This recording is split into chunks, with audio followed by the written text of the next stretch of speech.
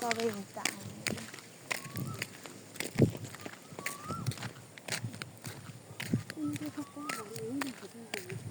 कतिसँग बैठन अहिले नि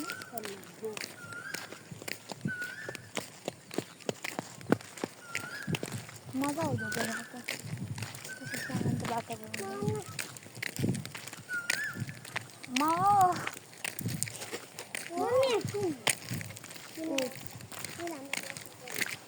ओम साथी साथी भेट्नु के गर्नु पानी हो गोरु भैँसीलाई किन त्यो पानी यहीँमा पनि दाउरा बस्ने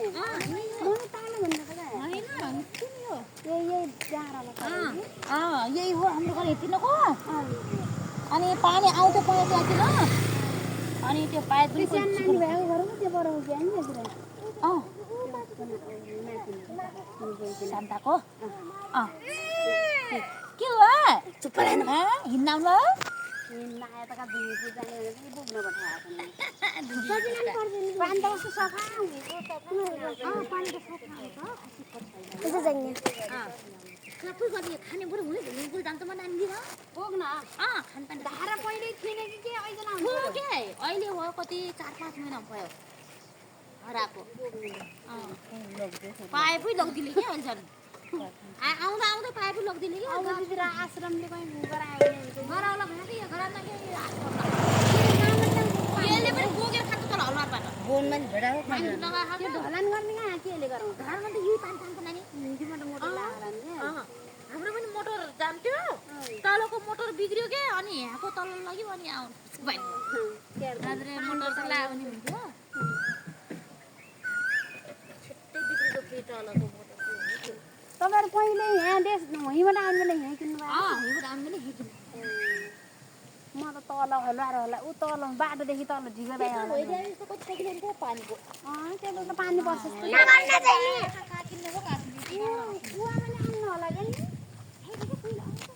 आउनु त आउँछ होला धेरै खन्नुपर्छ अहिले अल्को छ क्या अहिले अल्कै छ अहिले अल्को छ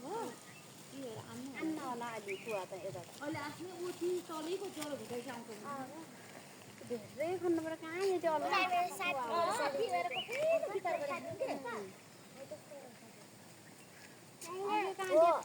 पहिले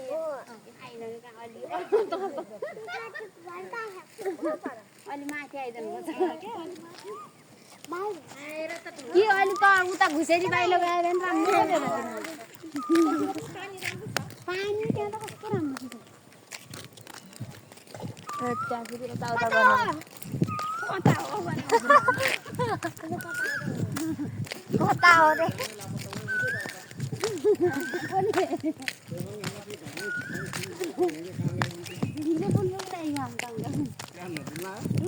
डुल्ला त बोक्नु पर्छ